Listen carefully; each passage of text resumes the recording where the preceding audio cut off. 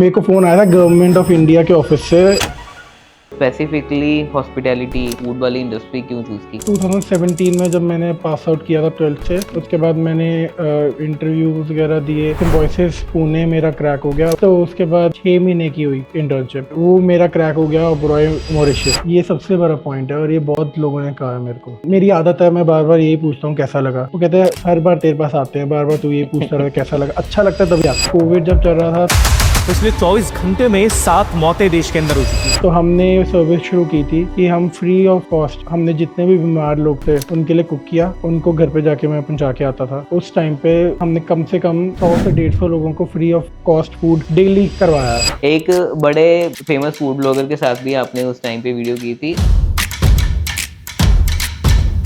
मेरा सपना है कुछ बहुत बड़ा करना। वो कैसा एक्सपीरियंस रहा या कैसा उस चीज़ से एक्सपोजर मिला, हेल्प मिली या कैसा बहुत एक्सपीरियंस? ज़्यादा। वो हैरी ऊपर अगर मैं नाम लूँ तो वो पहले ही थे ब्लॉगर जिनके साथ मैंने किया था, और वो इतने हम्बल बंदा, इतना अच्छा बंदा है। अभी तक मेरे साथ टच में है। वो अमृतसर आए थे जब उन्होंने कश्मीर टू कन्याकुमारी वाला टूर किया था। वो जो था एक्सपोजर मेरे लिए बहुत अच्छा था। तो बेसिकली तब मैं गुलाटी कबाब बनाता था, बिरयानी, बटर चिकन वगैरह। तो मेरे पास उनके वीडियोस देखने की वजह से इतने ऑर्डर्स आए थे, वो खुद हैरान थे। कहते मेरे को तो आज तक नहीं फोन आया। मेरे को फोन आया था गवर्नमेंट ऑफ इंडिया के ऑफिस से। आज के टाइम में अगर सबसे ज़्यादा ट्रेंडिंग है ना कोई बिजनेस, तो शायद कह सकते हैं कि वो है रेस्टोरेंट्स का या फूड चेन का। बट क्या सच में रेस्टोरेंट और फूड चेन को सक्सीड करना और चलाते रहना इतना आसान है? इन सब सवालों का जवाब लेने के लिए आज हम आपके साथ लेकर आए हैं भाविश सेठ, जो कि अमृतसर में बहुत ही सक्सेसफुली एक रेस्टोरेंट स्विश के नाम से चला रहे हैं और बहुत टाइम से चला रहे हैं। हमने उनसे आज जानने की ये कोशिश करनी है कि कितना इजी या कितना डिफिकल्ट है एक रेस्टोरेंट को स्टार्ट करना और उसे चलाते रहना। बहुत ही एक्साइटिंग एपिसोड होने वाला है, बहुत कुछ आपको सीखने मिलने वाला है। स्पेसिफिकली अगर आप भी रेस्टोरेंट लाइन में या फूड लाइन में आने का सोच रहे हैं तो आपको ये पॉडकास्ट बिल्कुल मिस नहीं करना चाहिए। Stay tuned. भैया, बहुत सारी करियर ऑप्शंस हमारे पास होती हैं जब हम सोचते हैं, अपना करियर प्लान करते हैं। तो स्पेसिफिकली हॉस्पिटैलिटी फूड वाली इंडस्ट्री क्यों चूज़ की? कैसे इंटरेस्ट आया, कैसे इस चीज़ को परस्यू किया? तो भैया ये इंटरेस्ट जो था ये बहुत पहले से था, मैं जब छोटा था तब से। क्योंकि छोटी सी चीज़ थी कि मतलब मैंने देखा गर्ल्स होती हैं, वुमेन होती है, वही कुक करती है। बट मेरे घर पे कुछ सीन थोड़ा अलग था। लाइक मेरे घर पे जैसे मेरे दादू थे जो, तो वो जब काम से आते थे रिलैक्स करने के लिए कुक करते थे। ओके। तो वो मेरे लिए एक बड़ा अच्छा सा था कि हाँ ऐसा तो कुछ नहीं है कि सिर्फ वुमेन कुक करती हैं, लड़के भी कुक कर सकते हैं और थोड़ा रिलैक्सेशन के लिए करते हैं। तो बेसिकली वही घर से ही चला। तो फिर मैंने कहा कि चलो मिथ बस्ट हो गया। उसके बाद अच्छा लगने लग गया, इंटरेस्ट और लगने लग गया। फिर फादर भी इंटरेस्टेड थे कुकिंग में। ओके। जब छुट्टी होनी कुछ होनी, हमने कुक करने लग जाना। सो ये सब कुछ ही पापा अपने इंग्रेडिएंट्स वगैरह लगा के कुछ ना कुछ नया रेंट से देखना, बनाने लग जाना। तो वो इंटरेस्ट था जो मेरे में भी धीरे धीरे आने लग गया। तो इस वजह से ही थोड़ा सा इंटरेस्ट आ गया। बेसिकली जैसे हम कई मूवीज़ में भी देखते हैं कि रिलैक्सेशन के लिए या एक चेंज के लिए कई जो घर के जेंट्स हैं वो कुक करते हैं। तो वही चीज़ बेसिकली वही चीज़ हुई हमारे साथ, मेरे साथ ऐसा ही था। तो आपने फिर छोटी एज से स्टार्ट कर दी कुकिंग? नहीं, छोटी एज से स्टार्ट कुछ नहीं किया। वो इंटरेस्ट था जो माइंड में था, वो इंटरेस्ट धीरे धीरे धीरे धीरे स्ट्रांग होता गया। उसके बाद मैंने 12th के बाद मैंने सोचा कि मैं परस्यू ही इस लाइन में करूँगा, वहाँ पे फिर परस्यू करना। एंड जो इंटरेस्ट था वो इतना डीप हो गया कि सीधा हमने अगर काम किया तो वो सीधा ओबेरॉय मॉरिशस भी किया। हाँ जी। तो वो जर्नी कैसी रही, कैसे स्टार्ट हुई? 2017 में जब मैंने पास आउट किया था 12th से, उसके बाद मैंने इंटरव्यूज वगैरह दिए, एग्ज़ाम्स वगैरह दिए, और सिम्बोसिस पुणे मेरा क्रैक हो गया। वहाँ पे कलनरी आर्ट्स का इंस्टीट्यूट खुला था नया नया, अभी 1 साल हुआ था, हमारा सेकंड बैच था। तो मैंने वहाँ पे मेरे को सीट मिली, वहाँ पे मैंने ज्वाइन किया। तो वो 3 साल का कोर्स था और बहुत कुछ सीखने में आया हमें। तो पहली इंटर्नशिप जो 6 वीक्स की थी वो मैंने की आउचा हाकासान मुंबई। ओके। तो वो भी एक बहुत अच्छा कैंटनीज ब्रांड है, मिशेलिन स्टार है, इंडिया में उसका सब ब्रांड है वो। राइट। क्योंकि इंडिया में मिशेलिन किसी के पास नहीं है। तो उसके बाद फिर ये अच्छा गया। फिर उसके बाद 6 महीने की हुई इंटर्नशिप, वो मेरा क्रैक हो गया ओबेरॉय मॉरिशस। तो वहाँ पे 6 मंथ्स मैंने वहाँ पे इंटर्नशिप की, बहुत कुछ सीखने को मिला। उसके बाद वापस आके जब जॉब की बारी थी, फिर जॉब मेरे ओबेरॉय मुंबई में लगी। जो अभी ओपनिंग थी, प्री लॉन्च था वो ब्रांड, ओबरॉय BKC में आना था वो, ठीक है, पर उसके बाद कोविड आ गया। कोविड के चक्कर में वो होल्ड पे चले होल्ड गए पे हम। चला गया। होल्ड के फिर उसके बाद फिर कभी बुलाया नहीं, पर वो जो 6 महीने घर पे फ्री बैठा रहा उसमें मैंने सोचा कुछ करते हैं। तो जब वो सोचा कि क्या करना है तो फिर यही था, मेरे पास और कुछ आता नहीं था, यही स्किल्स थे। राइट। तो फिर एक हम बड़े प्यार से वो गोल्डी अंकल कहते हैं, बड़े प्यार है हमारा उनका, फैमिली रिलेशंस है। तो वो अंकल ने बोला कि तू इतना करके आया है, तू वेला बैठा है, तू मेरे को कुछ खाना भेज आज घर पे। ठीक है, तो वो पहले इंसान थे जिनके लिए मैंने कुक किया था। घर से ही स्टार्ट किया घर से स्टार्ट किया, घर से ही क्लाउड किचन बनाई। बनाई। 6 महीने वो मतलब वो पहले क्लाउड किचन वगैरह कुछ नहीं पता था, बस ये पता था कि हमने ऑर्डर भी भेजना कॉन्सेप्ट है। नहीं पता था। कॉन्सेप्ट पता था, पर ये सोच के कुक नहीं किया था उस दिन। ठीक है, जो वो दिन था जिस दिन उन्होंने कहा कि मेरे लिए ऑर्डर बना, मेरे को घर पे भेज, वो कुछ नहीं सोचा था इसको क्या करना है क्या नहीं करना, बस हाँ अंकल ने बोला है भेज देते फ्लो के हैं। साथ चले जाओ। फ्लो के साथ वो बोला ऑर्डर, तो वही वैसा ही था। तो अंकल को बहुत अच्छा लगा, हमने बटर चिकन भेजा था और बिरयानी, तो वो बहुत अच्छी लगी अंकल को। तो अंकल ने फिर आगे रिकमेंड किया, सब कुछ किया, तो वो फिर धीरे धीरे चलता रहा। हमने क्लाउड किचन से ही स्टार्ट किया था घर पे। मेरे घर पे नॉनवेज अलाउड नहीं है, अभी भी नहीं है। ओके। हाँ जी, प्याज लहसुन भी नहीं हमारे घर पे अलाउड। अच्छा। हाँ जी, उन्होंने कहा कि किचन में तो नहीं आने दूंगी, एक छोटी सी बालकनी ले ले तू मेरे से। तो वो बालकनी थी, उसके अंदर बस एक स्टोव लगाया और कुक किया। तो आंधी आई तूफान है, उसमें ही बनाना पड़ा। लाइक 3-4 महीने वही था। फिर उसके बाद मेरी थोड़ी प्रमोशन हो गई, मेरे को ऊपर का कमरा दे दिया, सर्वेंट रूम, कहते वहाँ पे बना अब। ठीक है। फिर वहाँ पे बनाया। वहाँ पे हमने क्या किया, कोविड चल रहा था उस टाइम पे। तो कोविड जब चल रहा था तो लोग ऐसे थे कि खुद कुक नहीं कर सकते, कई बार बीमार होता है बंदा। बिल्कुल। तो हमने सर्विस शुरू की थी कि हम फ्री ऑफ कॉस्ट, हमने जितने भी बीमार लोग थे उनके लिए कुक किया, उनको घर पे जाके मैं पहुंचा के आता था। वो चलता रहा। हमने कम से कम उस टाइम पे 100 से 150 लोगों को free of cost food daily करवाया। डेली 100 से। हाँ, सो कैसे हुआ वो, पहले तो हमारे साथ थोड़े लोग जुड़े। उसके बाद गुरु नानक देव हॉस्पिटल जो था, Right. वहाँ पे फिर हम डिलीवर करने लग गए। अंकल एक हैं डॉक्टर अंकल, तो उनके साथ फ्री फूड देना शुरू किया। तो घरों पे हम बनाते थे, मम्मा मैं और पापा साथ में हेल्प करते थे पैकिंग में। तो सब वेले थे, कुछ करना तो था नहीं, घर पे कोविड का टाइम था। तो मम्मा और मैं कुक करते थे, पापा पैक करते थे। ब्रेकफास्ट लंच डिनर सबका सेट था। ओके। तो ब्रेकफास्ट में भी, लंच में भी, डिनर में, ऐसा ये किया। उसके बाद उनकी ब्लेसिंग्स लग गई। 1.5 साल के बाद 2021 दिसंबर में फिर हमने यहाँ पे लोहारका रोड पे पहली ब्रांच खोली थी। 2-3 चीज़ें इससे जो निकल के मुझे आ रही। एक तो आप बता सकते हैं कि +2 आपने कहाँ से किया +2 मैंने सीनियर स्टडीज से किया है। और उसके बाद आप मुंबई गए, जैसा आप बता पुणे। रहे थे, पुणे गए। कितना ज़्यादा रोल रहता है, क्योंकि ये भी बड़ी डिबेट है कि स्कूल एंड कॉलेज मैटर करते हैं, कई कहते हैं स्कूल एंड कॉलेज जो है वो मैटर नहीं करते हैं। तो कितना ज़्यादा पार्ट रहता है अच्छी स्टडी का, अच्छी गाइडेंस का इनिशियल ईयर्स? बहुत ज़्यादा डिपेंड करते हैं, और स्टडीज़ मतलब करते ही हैं डिपेंड तो हर चीज़ में, क्योंकि आपको मोल्ड कैसे करना है, किस वे में आप मोल्ड होगे और किस चीज़ की एजुकेशन आप ले रहे हो, तो वो सारा कुछ बहुत डिपेंड करता है। एक्सपोजर भी ज़्यादा मिलता है। एक्सपोजर बहुत ज़्यादा मिलता है। अगर अमृतसर में मैं रह के करता तो शायद मैं मॉरिशियस ना पहुंचता, जो मेरी सोच है, बाकी पता नहीं। अगर एक्सपोजर में डेफिनेटली हेल्प तो बहुत रहती है। फ़र्क पड़ता है वहाँ पे। अमृतसर में इतना ज़्यादा एक्सपोजर अभी नहीं है, नहीं है, true। जो मेरे को लगता है। पुणे में हर तरह का बच्चा आता है पढ़ने। मेरे साथ बॉम्बे के भी थे, पुणे के भी थे, पंजाब के, दिल्ली के, यहाँ तक कि अबू धाबी से भी लोग आए थे, दुबई Okay। से भी बच्चे थे जो मेरे साथ मेरे बैच में थे, कोलकाता के थे। तो बेसिकली वो चीज़ बहुत वास्ट हो जाता है और वो एक्सपीरियंस और एक बहुत अलग हो जाता है। जैसे आपने कहा कि एक्सपोजर भी मिला, ओबरॉय मॉरिशस जाने तक का चांस मिला, तो कोई ऐसी कोर वैल्यूज़ जो अभी भी आपके साथ रही हैं या विद इन द जर्नी जो आपके साथ चली कि जिसने आपको हेल्प की हो? बेसिकली भैया सबसे ज़्यादा ज़रूरी, हम हॉस्पिटलिटी लाइन में है, राइट। तो इसके अंदर तो सबसे ज़्यादा हम्बलनेस है, जो खुद। सबसे ज़्यादा इम्पोर्टेंट है। जो काम करेगा उसको ही पता लगता है, वो Like एक हम्बलनेस चाहिए। ग्रीटिंग्स करनी पड़ती है हमें हर बारी, कस्टमर को ट्रीट बहुत अच्छे से करना पड़ता है, जो कि ये बहुत इंपॉर्टेंट चीज़ें हैं हॉस्पिटलिटी लाइन की, जो ये कोर वैल्यूज़ हैं जो मैं समझता हूँ। और फिर हम किचन में आए तो क्लीन एज यू गो हम बहुत ज़्यादा इसको लेके चलते हैं, क्योंकि क्लीननेस सबसे ज़्यादा ज़रूरी है इस लाइन में।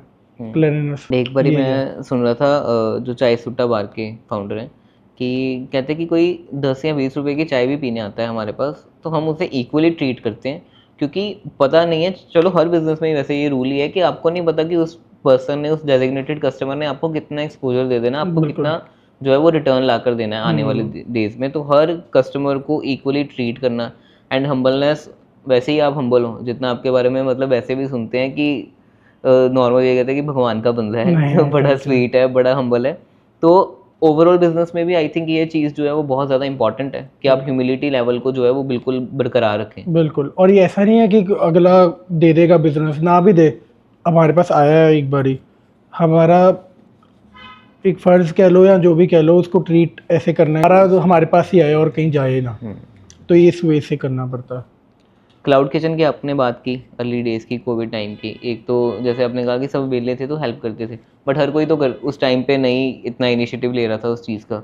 सो एक तो थैंक यू फ्रॉम सबकी साइड से कि आपने ऐसा इनिशिएटिव लिया। एक बड़े फेमस फूड ब्लॉगर के साथ भी आपने उस टाइम पे वीडियो की थी। अब मुझे वो मैंने उस टाइम पे देखी थी जब हम एक दूसरे को बिल्कुल जानते ही नहीं थे, अब चलो थोड़ी देर पहले ही मिले हैं। तो अब मैं रिजेंबल कर रहा हूँ, तो वो मैंने वीडियो बड़ी बारी देखी थी, तब मुझे बड़ी अच्छी लगी थी ऑनेस्टली। जब हम पहली बारी मिले, आपको याद होगा मैंने तब भी बताया था। हाँ जी। तो उस अब मुझे याद आ रहा है कि उसमें किचन के शॉट्स बहुत कम थे, हम्म। क्योंकि मेजोरिटी जो शॉट्स थे वो यहाँ तो टेरिस पे थे, यहाँ कहीं और कुकिंग के थे। तो रीज़न उसका आज पता चला। हाँ जी।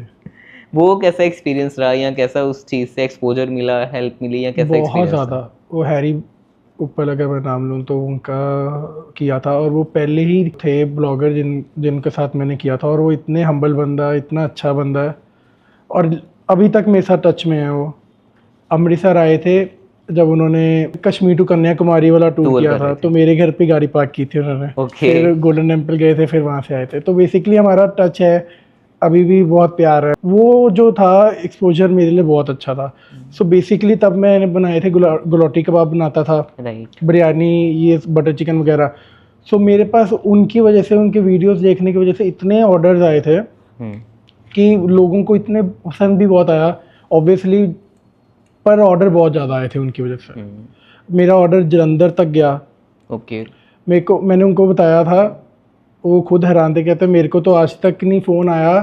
मेरे को फ़ोन आया था गवर्नमेंट ऑफ इंडिया के ऑफिस से, वो वीडियो देख के। कहते मेरे को तो नहीं फ़ोन आया, तेरे को आ गया। मैं कहा ऐसे ही है।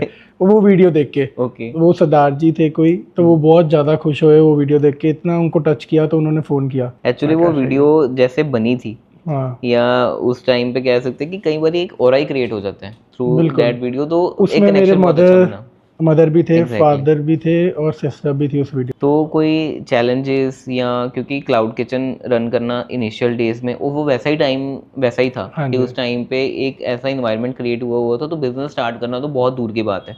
तो कैसे चैलेंजेस आए, क्या क्या चीज़ें रही? फिर आप किचन में बना भी नहीं सकते थे, दैट इज़ अनदर चैलेंज।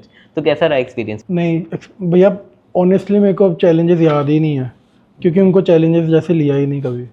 वो एक आते गए, हम करते गए, बहुत कुछ हुआ उस टाइम पे भी, पर्सनल लाइफ में भी, वैसे भी। पर वो चीज़ निकल गई, अब याद ही नहीं है मेरे को तो क्या हुआ क्या नहीं। बस गुड मेमोरीज हैं कि कैसे लोगों ने हेल्प किया था उस टाइम पे भी। अच्छा, तो भैया मैं कुक करता था। अच्छा, ऑर्डर आपसे लिया, उसके बाद मेरे को शाम 3-4 घंटे लगते थे कुक करने में। ठीक है। क्योंकि मैं बना के नहीं रखता था, इनिशियल की बात कर रहा हूँ, ख़राब हो जाएगा, कुछ हो जाएगा। तो मैंने ऑर्डर लिया, उसके बाद टाइम अपना लेके जाता था, फिर उनको डिलीवर भी खुद करने जाता था। तो वो चीज़ लोगों ने इतनी अप्रिशिएट की, इतना अच्छा लगता था लोगों को। कोई गलती होती भी होगी तो सोच दोगे चल ठीक है, कोई नहीं, फाउंडर टच आ जाता है। हाँ, एक वो हो जाता है थोड़ा सा कि हाँ ठीक है, इतना कुछ कर दिया अगले ने। वो उस चीज़ से बहुत सीखा मैं। फिर उसके बाद धीरे धीरे हमने क्या करने लग गए, हम ना साथ में फ्री प्लांट्स साथ में देने लग गए। वो चीज़ ने बहुत अच्छा रिस्पांस दिया। हम मटके बिरयानी, तो हमारा सबसे पहला वो पॉइंट था कि हमने बिरयानी बनानी है, मटके में देनी है। मटके में हम देते थे स्टार्टिंग से ही। साथ में हमने ऐड करने लग गए पौधे, साथ में देने लग गए थे हम। तो वो लोगों को इतना अच्छा लगा। मेरे पास अभी भी वो क्लाइंट्स हैं जो मेरे साथ जुड़े हुए हैं 5-5 साल 6 साल हो गए उनको जुड़े हुए, वो अभी भी वो याद करते हैं कि तू पहले पौधा देता था अब नहीं देता। मैं कहा कोई नहीं, वो भी कर लेंगे। एंड कह सकते हैं कि वो जो फाउंडर टच वाला है वो अभी भी पार्ट है कि जब भी कोई देखते हैं कि गेट से कस्टमर जाकर खा रहा हो रहा है तो आप हमेशा पूछते हो कैसा लगा, बिल्कुल, क्या ये आदत है भैया जो छोड़नी नहीं है, कभी नहीं छोड़नी। स्विश की जर्नी कैसे स्टार्ट हुई, कैसे नाम सोचा, क्या रीज़न था, कैसे रेस्टोरेंट ओपन हुआ, कैसी जर्नी रही? सो बेसिकली क्लाउड किचन था, तब 2 दिन हुए थे अभी शुरू, जैसे आपको बताया वो अंकल ने ऑर्डर किया था, तो वो जब ऑर्डर दे दिया अच्छा हो गया, फिर हम रात को सोचने लगे अब क्या करें यार, उनको तो अच्छा लगा, अब कुछ करते हैं, 6 महीने से तो वेला बैठा है तो क्या करें। फिर उसके बाद बैठे सारे, तब मेरी भाभी आए हुए थे दिल्ली से, कज़न भाभी हैं, वो आए हुए थे, तो उनका आइडिया था ये कि भाविश तो है ही है, कुछ ऐसे कुछ कर करके अब मेरे को भी पता नहीं स्विश बस आ गया। ओके, हाँ, दैट इज तो अनदर एक्साइटिंग स्टोरी। तो वैसे हमने जोड़ जुड़ के उस रात को बनाया, तो वो हो गया बस। तो फिर Swish हमने नाम बस डल स्विश गया। वो नाम डल गया, रातों रात ही हो गया था। नॉर्मली कुछ इतना। और क्लाउड किचन के टाइम से जो है स्विश ही नाम चलता हाँ, आया। सो बेसिकली हमारा आइडिया था कि जो मांगोगे मिलेगा, तो वो विश भी कर दिया। उसके बाद हमने, आप देखोगे लोगो उसके अंदर एक चिराग, अलादीन का चिराग सा बना हुआ है, तो वो यही थिंकिंग थी कि वो जो भी अलादीन आप का, चाहते हो वो मिल हाँ वो जाएगा। मिलेगा, और वैसा ही है। इनिशियल जो टाइम की बात करें, क्योंकि आज के टाइम में भी या उस टाइम पे भी रेस्टोरेंट ओपन करना में भी कई सोच लेते हैं कि इजी है, बट उसे चलाना बहुत डिफिकल्ट है। हम आज के टाइम में देख रहे हैं कि 6 या 8 महीने में मेजॉरिटी 70 to 80 रेस्टोरेंट्स जो हैं वो बंद हो जाते हैं। क्या आपको लगा कि एक अब सर्टेन टाइम आ गया कि मैं अपना रेस्टोरेंट ओपन करके इसे अच्छे वे में जो है वो चला सकता हूँ, एंड बाय गॉड ग्रेस आज तो स्विश का इतना नाम है, और आपने कहा कि एक ब्रांच से स्टार्ट किया, आज मल्टीपल है पास पास ही, तो क्या उस चीज़ का एक पॉइंट लगा कि हाँ अब जो है वो रेस्टोरेंट खुल सकता मेरे को अपने ऊपर भैया वो ही था कि मैं कर लूँगा, अगर इतना कर लिया तो आगे भी कर लूँगा। एक मैनेजमेंट स्किल्स है वो पता नहीं था अभी, वो करूँगा तभी पता है, तब लगेगा। पता लगेगा, राइट? कुकिंग स्किल्स तो मेरे को पता था कि हैं भाई कर लेगा तू, पर मैनेजमेंट का भी नहीं पता था क्योंकि मैंने मैनेज किया नहीं था, मैं खुद ही करता था सारा कुछ। पापा ने जगह हम, क्योंकि मन तो था कुछ करें, तो देखा इधर उधर, तो हमें, मैं चाहता था रंजीत एवेन्यू में ही चले क्योंकि वहाँ पे मार्केट है, वहाँ भी सब हब कुछ है। चलता है, हब है। तो पर पापा ने ना यहाँ पे लोहारका रोड पे जगह देखी, उनको अच्छा लगा रोड, क्योंकि पार्किंग स्पेस बहुत ज़्यादा है। बहुत ज़्यादा है। तो मैंने कहा, पापा ने बताया, तो मैंने कहा कि नहीं मैं तो नहीं करूँगा इधर, आप क्या आप साइड पे ले गए हो मेरे को एकदम, रंजीत एवेन्यू इतना मेन करके आप इधर ले आए हो, मैंने नहीं खोलना इधर, रहने दो आप, कैंसिल करो।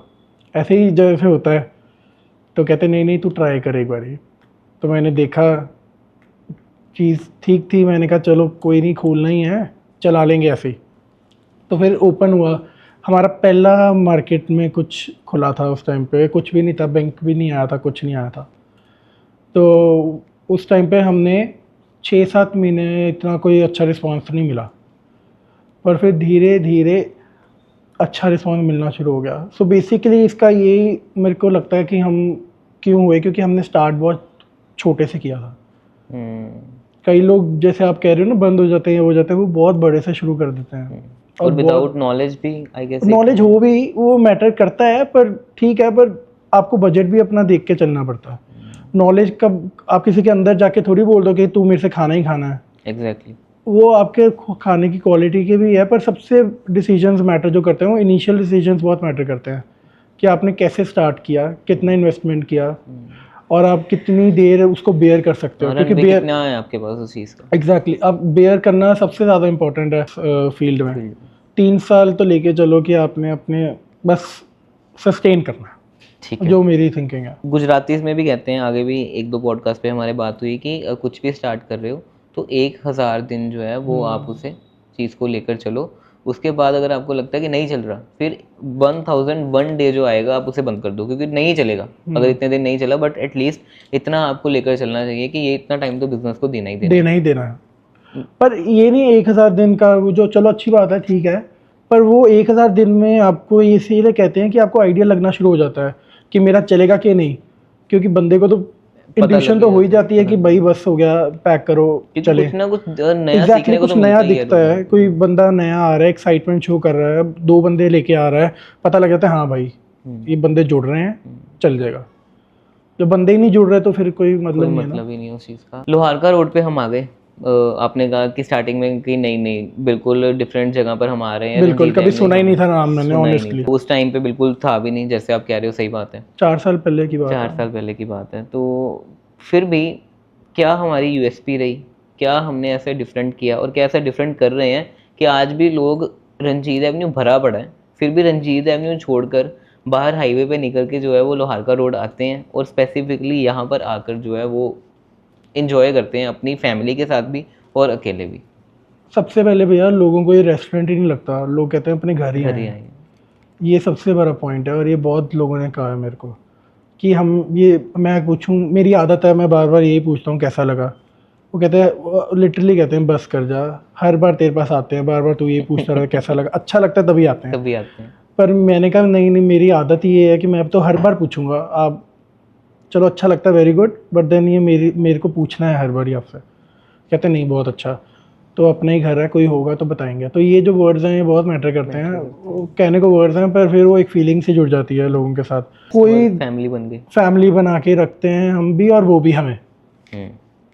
सबसे इम्पोर्टेंट दोनों तरफ से होता है। कोई अगर दिक्कत हो खाने में कुछ भी हो तो बड़े प्यार से, भाभी आज थोड़ा मज़ा नहीं आया यार, तो अगली बार चेंज कर लेंगे, पर आएंगे अगली बार भी और फिर वही ऑर्डर करेंगे और फिर बताएंगे वेरी गुड। तो ऐसा हुआ है बहुत बार मेरे साथ, बहुत बार। बस अच्छा लगता है, ऐसे ही है। आपका खुद का टच कितना इम्पॉर्टेंट है या कितना रेलेवेंट होता है अगर हम ओवरऑल भी फूड इंडस्ट्री की, फूड बिजनेस की बात करें? क्योंकि हम मेजॉरिटी आजकल ज़्यादा में भी ट्रेंड आ गया है कि लोगों के पास इन्वेस्टमेंट है तो वो खोल देते हैं। कहीं तो हम देखते हैं कि ऑनर खुद बैठते भी नहीं है एंड वो चलते भी नहीं है ऑनेस्टली। कुछ चल पड़ते हैं बट मेजॉरिटी जो है वो नहीं चल पाती। कितना इंपॉर्टेंट है फाउंडर का खुद कुकिंग स्किल्स में या बेटर होना, या एटलीस्ट किसी चीज़ में तो बेटर होना कि वो रेस्टोरेंट को जो है वो पुश कर सके इनिशियल टाइम में? मेरे हिसाब से बहुत इंपॉर्टेंट है। कोई भी बिजनेस हो, मैं रेस्टोरेंट की बात नहीं करता, कोई भी बिजनेस हो, उसके अंदर आपको पता होना चाहिए आप क्या कर रहे हो, आपके बंदे क्या कर रहे हैं, तभी आप एक्सेल कर सकते हो, तभी चलेगा वो काम। तो इसके अंदर भी ऐसा ही है। तो कई चीज़ें हैं। अब फूड ऐसी चीज़ है कि ना आप टेस्ट उसका जो है ना वो बहुत जल्दी चेंज हो जाता है। कई बार किसी का हाथ चेंज हुआ, जो लोग कहते हैं हाथ चेंज हो गया शायद आज, तो वो चीज़ मैनेज करना बड़ा इंपॉर्टेंट है। SOPs होना बहुत ज़रूरी है आपके लिए। वो SOPs कौन बनाएगा? जिसको नॉलेज है। तो वो बिना नॉलेज के, क्योंकि शेफ्स का क्या है, उन्होंने तो अपनी मर्जी से ही बनाना है। उन्होंने कहना चल यार आज क्रीम घट है, कोई नहीं, उन्होंने तो की मांगना है, चलो दूध डाल देते हैं। कि मतलब मैं भूल गया था, मैं नहीं लिखवाया, कोई बात नहीं, दूध डाल देते हैं। टेक्सचर चेंज हो गया। हाँ, चेंज हो गया, सब कुछ चेंज हो जाता है, टेक्सचर, टेस्ट, सब कुछ। तो वो चीज़ हम अवॉइड करनी है, तो इसके लिए वो बहुत इंपॉर्टेंट है। अगर वो चीज़, एक दिन की गलती आपको आ गया खाने में, आपने कहा नहीं अच्छा नहीं बना, आपने सिर्फ आपने नहीं टूटना है, आपके साथ 10 लोग और जो आपने वो भी होएगा। तो ये चीज़ तो बहुत इंपॉर्टेंट है। और मेरा ऐसे ही है कि मैं किचन में ही रहता हूँ। आप कहीं पे भी आओ, जब मर्जी आओ, मोस्ट ऑफ द टाइम मैं 99% मैं किचन में ही रहूँगा, मैं और कहीं नहीं जाता। क्योंकि मेरे को वहाँ पे एक तो कंफर्टेबल है, मेरे को अच्छा लगता है, और दूसरा मेरे सामने सब कुछ हो रहा होता है, तो मेरे को पता है कि क्या हो रहा है। तो यही है आपका फील गुड फैक्टर जो है वो मेरे को वहीं पे आता है। मेरे को अपने रेस्टोरेंट में बैठ के इतना अच्छा नहीं लगता जितना किचन में गर्मी में बैठने अच्छा लगता है। SOP की आपने बात की, आई थिंक जो फ्रेंचाइजी मॉडल भी इतने सक्सेसफुल होते हैं उनका SOP बहुत ज़्यादा स्ट्रॉन्ग है। SOPs सबसे इम्पोर्टेंट। आप हो ना हो वो मैटर नहीं करता। अब वो मेरी इच्छा है कि मैं हूँ, अगर मैं ना भी चाहूँ तो SOPs बना के मैं भी बैठ सकता हूँ। वो मेरी खुद की है कि नहीं, मेरे को अच्छा लगता है, मेरे को बैठना है। जिसके और पास और काम है और कुछ करना है, एक्सपैंड भी तो करना ही है कभी ना कभी किसी ने, तो वो SOPs बना के चलते हैं। एंड शायद बिजनेस चलता भी ज़्यादा लॉन्ग रन में तब है जब आपके बिना एक सर्टेन टाइम के बाद जो है वो बिजनेस थोड़ा सा इंडिपेंडेंट, हाँ, ऑटोमेट हो जाए तब भी चलते हैं। कब तक आप जाओगे उधर? शेफ्स भी इरिटेट हो जाते हैं, सब कुछ हो जाता है, आप सिर पे खड़े रहोगे, 100 चीज़ें होनी है जो आपने आंखें बंद करके होने देनी है, पर आप जब उधर होगे तो आप हर चीज़ देखोगे, 100 चीज़ें हैं। एंड टीम शायद कहीं ना कहीं ज़्यादा बेटर भी परफॉर्म करती है जब आप नहीं होते हो। और जो नहीं कर रहे हैं फिर वो क्रेडिबल नहीं है या नहीं चल सकते लॉन्ग रन में। एग्जैक्टली। आपने बात की कि फैमिली बन चुके हैं जितने भी कस्टमर आपके पास आते हैं, तो डेफिनेटली कई बार ये जो है वो अब फैमिली से अच्छा भी फीडबैक आता है, बुरा भी आता है। और बिजनेस तो सर्टेनलिटी एक ऐसी चीज़ है कि जिसमें अच्छे दिन भी हैं, बुरे दिन भी है। तो अच्छे दिन को भी कैसे फेस करते हो और बुरे दिन को भी कैसे फेस करते हो? अब बुरा दिन जो होता है, बुरा दिन थोड़ी देर के बाद मेरे को बुरा लगता नहीं है जब मैं इधर आ जाता हूँ, क्योंकि मेरे वही ऐसे ही चलता है, पूरा हो थोड़ी देर के बाद कोई अच्छा दिख गया तो बस उधर ही खत्म हो जाता ये है। भी होता है ना कि फिर कोई ना कोई वैसा काम आ जाता है कि दिमाग बिल्कुल उस साइड पे लग ही जाता है, तो जो टेंशन थी या वो जो खत्म हो जाती है। ऐसा टेंशन होती नहीं है मेरे को, टेंशन 7 बजे शुरू होती है और 8 बजे खत्म हो जाती है। मेरी टेंशन 7 बजे होती है कि कोई आया नहीं गेस्ट, 8 बजे होती है चलो आगे आ गए गेस्ट, फिर खत्म। उसके बाद कोई टेंशन नहीं है। क्वालिटी की आप बात कर रहे थे, तो हर बारी सेम चीज़ को मैंने ना अपनी टीम के साथ भी ये बात की, क्योंकि हमारा काम भी वैसा ही है। तो रिसेंटली जब मैं जैसे आपसे बात कर रहा था कि BNI ज्वाइन की, तो अब BNI भी ऐसी चीज़ है कि वर्ड ऑफ माउथ पे ही सारी चलती है। मैंने यही कह रहा था कि जो सर्टेन बिजनेस होते हैं ना, इंडस्ट्री बिजनेस, उनमें एक बार चीज़ बन गई है या एक बार आपका नाम रेपुटेशन बन गई है तो वो चलेगी, क्योंकि आपको नॉलेज आ गई बिजनेस की। हमारे सर्विस बिजनेस में क्या है कि आपने एक गलती भी अगर कर दी तो बुरा वर्ड ऑफ माउथ फैलते टाइम नहीं लगता, क्योंकि हमारे जैसे आप कह रहे थे कि अब सब्जी रोज बननी है, नान रोज लगने हैं या डिशेस जो है वो रोज बननी है, एक बार भी गलत बन सकती है। एग्जैक्टली। हमारा भी वैसा ही है, एक बार भी जो है वो शूट गलत हो सकता है, वीडियो गलत बन सकती है, तो सीधा जो है वो आउटरीच हमें भी फेस करनी पड़ती है। ऐसे बिजनेस में जो है वो क्वालिटी मेंटेन करके रखना कितना ज़्यादा डिफिकल्ट है और कैसे करनी चाहिए? भैया डिफ़िकल्ट है, बिल्कुल है, पर वही बात आ गई SOPs की। इसके अलावा कुछ नहीं है मेरे पास आंसर। SOP सबसे ज़्यादा इम्पोर्टेंट है, और सबसे ज़्यादा है ज़िम्मेवारी, जो हर एक बंदे के ऊपर एक एक ज़िम्मेवारी होनी चाहिए। कोई बंदा फ्री नहीं होना चाहिए, जो मेरे को ये लगता है। राइट टाइम पे राइट राइट पर्सन होना चाहिए उस टाइम पे। तो ये सबसे ज़्यादा इम्पोर्टेंट है इस लाइन का, तो यही है कि आपको, अब मेरे पास शेफ्स हैं, हर बंदे को पता है कि मैंने क्या करना है, सुबह से आके रात तक क्या करना है। तो वो अगर ये नहीं है कि अगर दूसरे को कुछ भूल गया हेल्प नहीं करेगा, वो भी करेगा, बट रूटीन सेट है सबका। तो वो सबसे ज़्यादा इम्पोर्टेंट है, क्योंकि आप भी फिर उस हिसाब से चलते हो। जिसका बिजनेस है वो भी उस हिसाब से ही चलता है, रूटीन के हिसाब से। बिल्कुल, सब सिस्टम ही वैसा बन जाता है। हाँ, सुबह मैंने कैमरा उठाया था, आपके में ये सेटिंग देख ली थी, अच्छा मैंने, मेरा काम ही नहीं है, दूसरे का है, फिर आप उनको पूछोगे, वो फिर आपको बताएंगे। अगर उनको भी नहीं पता तो फिर भी नहीं पता, फिर तो किसी को नहीं पता ना, फिर तो कुछ नहीं पता कहाँ गया।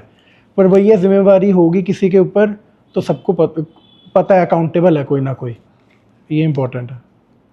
एक एडवाइस अगर आप देना चाहो कि कोई आज के टाइम में अगर फूड बिजनेस स्टार्ट कर रहा है, चाहे घर से कर रहा है, क्योंकि अब तो क्लाउड किचन भी बहुत फेमस बहुत ट्रेंड में है वो, तो क्लाउड किचन कर रहा है या रेस्टोरेंट ओपन करना है, क्या एडवाइस करना चाहो? एडवाइस यही है कि अच्छी क्वालिटी का खिलाओ, अच्छी तरह मतलब बनाओ दिल से, एंड छोटे से स्टार्ट करो, जो मेरे को बहुत हेल्प किया। जितना बहुत लेविश के पीछे मत जाओ, पहले थोड़ा छोटा चलो, उससे आपको पोटेंशियल पता लग जाता है मार्केट का भी और आपका भी, कि मैं ग्रो कैसे करूँगा। शॉर्ट टर्म के पीछे मत जाओ, वो चीज़ शॉर्ट टर्म ही रह जाती है। आजकल मैं भी देखा देखी बहुत हो गई है, या कुछ तो सर्टेन चीज़ें हैं कि लोगों को ओवरनाइट सक्सेस चाहिए, तो शायद उसके कारण वो ये लाइन में नहीं है, वो लगता है लोगों को इस लाइन में, बहुत लगता है। एक्चुअली ये बात सही है कि बहुत लगता है बहुत है, पर है नहीं। इस लाइन में लोगों को बहुत ज़्यादा, बेसिकली यही है, पेशेंस चाहिए बहुत ज़्यादा। ग्रोथ बहुत स्लो है, ग्रेजुअल है, पर है। अगर आप अच्छे से चलोगे तो, अच्छे क्वालिटी के साथ नहीं खेलोगे, सारा कुछ अच्छा करोगे तो बहुत अच्छी और जितना कर सकते हो उतना, जितना संभाल सकते हो उतना फॉर द टाइम बिंग जो है वो करना चाहिए।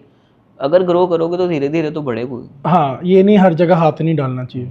आपके भी अगर बात करें तो इंडियन मेन कोर्स में कुछ डिशेस तो चलो स्पेसिफिक हैं जो मैं वाउच कर सकता हूँ कि आपकी सबसे बेस्ट है अमृतसर में, तो क्या स्टार्टिंग में ये भी होना चाहिए कि रादर देन 500 डिशेस के पीछे भागना है, अब 10 ऐसी डिशेस पकड़ो और उसमें मास्टरी कर जाओ? ऐसे ही है, इम्पोर्टेंट है, बिल्कुल सबसे ज़्यादा इम्पोर्टेंट है। तो जब मैंने स्टार्ट किया था, मैंने मेरे पास मेन्यू में 5 से 6 आइटम्स थी क्लाउड किचन में, ओके। उससे स्टार्ट किया था। तो धीरे धीरे वही ही चीज़ों ने मेरे को अभी तक लोग मेरे को बिरयानी की वजह से ही जानते हैं या बटर चिकन की वजह से ही जानते हैं, और यही 2-3 चीज़ें थी जिस वजह से मैं शुरू किया था जिनके Start साथ, किया था। और जानते अभी तक उसी की वजह से है। तो आप समझ रहे हो वो कितना ज़्यादा इम्पोर्टेंट है। अगर वो चीज़ मेरी नहीं चलती या लोगों को नहीं अच्छी लगती तो यहाँ तक आज यहाँ आना पर पहुँचते ही ना। बिल्कुल नहीं होना था कुछ। कोई एक, अगर मैं स्पेसिफिक बात करूं कि अगर मैं भी फूड इंडस्ट्री में ना होते तो क्या कर रहे होते, कभी सोचा है या सोचा ही नहीं इस चीज़ के बारे में? सोचा ही नहीं इस बारे में। क्योंकि अपने तो काम से इतना प्यार है। हाँ, कभी नहीं सोचा था इस बारे में, पहले भी नहीं सोचा था। पहले तो यही था ना, पापा का बिजनेस है वूल का, ओके। तो उनके साथ चल जाऊं। पर देन जब मैं एक बार पढ़ा इस लाइन में, फिर मैंने नहीं सोचा कभी। सोचा। अच्छी लाइन है, मज़ेदार लाइन है, बहुत अच्छी लाइन है। आपका टेस्ट लेती रहती है डेली बेसिस पे। डेली बेसिस पे, क्योंकि ये डेली वाला ही काम है। Daily like. आपका रोज ही कस्टमर आना है, नया पुराना जो भी आना है आपका कस्टमर है। आपने उसको ट्रीट कैसे करना है, आपको कैसे आपने सर्विस देनी है, वो टेस्ट ही है। वो रोज डेली बेसिस पे टेस्ट ही चलता है हमारा सबका, और हम टेस्ट में इकट्ठे आते हैं। ये नहीं मैंने अपने बंदों को आगे छोड़ दिया ना, मैं साथ में खड़ा हूँ इनके, इस वजह से ही फिर पास हो ही जा रहे हैं अभी तो। हाँ, आई थिंक सबसे ज़्यादा रोल तो लीडर का ही है। हाँ। क्योंकि फेस तो सबको लीडर का ही पता है, बिल्कुल। बैक एंड पे क्या हो रहा है। बैक एंड पे क्या हो रहा है क्या नहीं किसी को नहीं पता। बात करें लास्ट एक जो 2 क्वेश्चन हैं आज के, तो एक तो हमारे जो चैनल का नाम है, शो का नाम है, that is the turning point, from what was to what next. तो कहते हैं कि ना, श्रीमद् भगवद गीता में भी लिखा हुआ है कि जब इंसान के सामने ना हर कंडीशन में 2 चॉइसेस होती हैं, कि या तो जो परिस्थिति है उसको स्वीकार कर ले, जो चल रहा है चलने दे, या तो जो है वो इतनी हिम्मत करे और उसे चेंज कर दे। तो अब आपको क्या लगता है कि आपकी ज़िंदगी का टर्निंग पॉइंट क्या था? क्या एक ऐसी चीज़ थी जिसने ऑल ऑफ द सडन सब कुछ चेंज कर दिया? ऑल ऑफ सडन तो कुछ नहीं होता। मेरे को तो यही लगता है, क्योंकि हम उसको सब कुछ एक एक धीरे धीरे करके सब कुछ हो रहा है। अब लगता है ऑल ऑफ सडन हो गया, पर ऑल ऑफ सडन कुछ नहीं होता। हर everything takes time. Takes time. तो वही मैं आपको कह रहा हूँ ना, हम कह देंगे यार वो पता ही नहीं एकदम हो गया, एकदम नहीं। आपने उस टाइम पे 2 साल 3 साल उसको किया है, अब आपको लगता है कि यहाँ एकदम हो गया, ऐसा नहीं है। वो स्ट्रगल के दिन वो एक्चुअली स्ट्रगल याद नहीं नहीं रहते हैं, वो बहुत जल्दी निकल जाते हैं, क्योंकि हम स्ट्रगल में इतने ज़्यादा होते हैं कि हम कुछ इंडल्ज होते हैं। इंडल्ज होते हैं, हमको पता ही नहीं क्या हो रहा है, बस हम कर ही जा रहे हैं क्योंकि हमने करना है। आई थिंक मैं भी कहूँ कि अब हमें 1.5 साल होने वाला है, तो अब चलो धीरे धीरे मार्केट में नाम भी है, एस्टेब्लिशमेंट भी है, तो अब लगता नहीं कि 1.5 साल हो गए। मैं वही कह रहा हूँ आपको भैया, नहीं लगता है कि अभी भी नया ही अभी स्टार्ट भी किया नया ही है। वही कह रहा हूँ, पता ही नहीं लगता स्ट्रगल। अगर आप स्ट्रगल की तरह लोगे तो आप पहुँचोगे ही नहीं। अगर स्ट्रगल को आप एक नॉलेज, एक स्किल, एक कि मैंने करना है बस भाई, एक्सपीरियंस की तरह लोगे, तो आपको पता ही नहीं लगेगा वो कहाँ गया। और कुछ ना कुछ नया सीखने कुछ को ना मिलेगा। कुछ सीखते रहोगे, आप खुश होते रहोगे, भाई चलो अच्छा है सीखने को मिला। वो कोई एप्रिसिएशन भी कई लोगों की ना, वो उस टाइम पे इतना अच्छा लगता है ना कि कोई अप्रिशिएट कर रहा है, चलो हम काम कर रहे Initial हैं। time में तो इनिशियल टाइम पे actually बहुत बहुत ज़्यादा। ज़रूरी चाहिए। मैं यही कहता हूँ यंग एंटरप्रेन्योर जितने भी हैं, अगर कोई भी हो, उनको जितना ज़्यादा प्यार से आप बोलो ना, सपोर्ट कर सकते हो करो, क्योंकि वो बहुत ज़्यादा उस चीज़ से हो रहे होते हैं। घर वाले भी फुल सपोर्ट होते हैं, नहीं होते हैं, ऐसे होते हैं, पर अगर आप एक प्यार से कह दो ना कि बहुत बढ़िया कर रहा है, तो बस वो एक पुश मिल जाता है और बहुत फिर भी याद नहीं दिन रहता। बन जाता है बेसिकली। लास्ट क्वेश्चन कि अगर कोई स्विश आ रहा है तो आप क्या चीज़ उसे रिकमेंड करना चाहोगे, क्या डिश रिकमेंड करना चाहोगे for the first time? For the first time अगर आप नॉन वेजिटेरियन हो तो बटर चिकन, बिरयानी, और स्नैक्स में हमारा स्टार्टर में बंजारा चिकन टिक्का, ये 3 चीज़ें। बाकी सारा कुछ अच्छा है, पर ये चीज़ें तो मेरी पर्सनल फेवरेट है। फिर आप वेज हो, अगर वेज खाना है तो पनीर पसंदा हमारा बहुत अच्छा है, एक मेन कोर्स में है, वो बहुत अच्छा है। फिर उसके बाद पनीर बटर मसाला, रारा पनीर, मशरूम स्टफ टिक्का, पंजाबी पनीर टिक्का, ये चीज़ें हैं जो बहुत अच्छी हैं। बटर चिकन एंड पनीर पसंद ज़रूर खाना है, वो एक्चुअल में बहुत अच्छा है। थैंक यू भैया, थैंक यू सो मच आज अपना टाइम देने के लिए। फूड इंडस्ट्री में हमने भी पॉडकास्ट बहुत कम किए हुए हैं, तो इसीलिए आपको अप्रोच किया था कि बहुत ज़्यादा रिक्वायरमेंट है, क्योंकि आजकल लोगों का इंटरेस्ट है इस चीज़ में। उन्हें लाइमलाइट दिखती है, बट उन्हें ये नहीं दिखता कि कितना स्ट्रगल और कितना उस चीज़ में पेशेंस रखने पड़ते हैं। सो थैंक यू, आपने गाइड किया, बहुत कुछ मुझे पता है कि सीखने को मिला होगा यंग बच्चों को। Thank you so much for your time. Thank you so much. तो अब बताइए आप कितना आसान लगता है आपको भी एक रेस्टोरेंट स्टार्ट करना? बहुत डिफिकल्ट एज ऑलवेज, हर बिजनेस होता ही है। और जैसे कि भाविश भैया ने भी बताया कि कितनी डिफिकल्टीज आती हैं एक पर्टिकुलर चीज को स्टार्ट करने में, एंड रेस्टोरेंट लाइन में भी क्या क्या डिफिकल्टीज आती हैं, क्यों इतने सारे रेस्टोरेंट स्टार्ट तो हो रहे हैं बट बंद भी उतनी ही जल्दी हो जाते हैं। उम्मीद यही है कि आपकी बहुत सारी क्लैरिफिकेशंस आज जो है आपको मिली होंगी इस पॉडकास्ट से। कितने सारे आपके मन में जो सवाल थे उनके आंसर आपको मिले हो। हमारी ट्राई एज ऑलवेज यही रहती है कि आपके सवालों का हम जवाब दे पाएं, आपको नई नई चीजें सिखा पाएं द टर्निंग पॉइंट से। तो एज ऑलवेज अब मैं कहता हूं कि जरूर अपने दोस्तों के साथ, अपने नॉन वंस के साथ शेयर कीजिए, सो एज कि वो भी जो है वो विजडम और जो है समझदारी को बढ़ा पाए।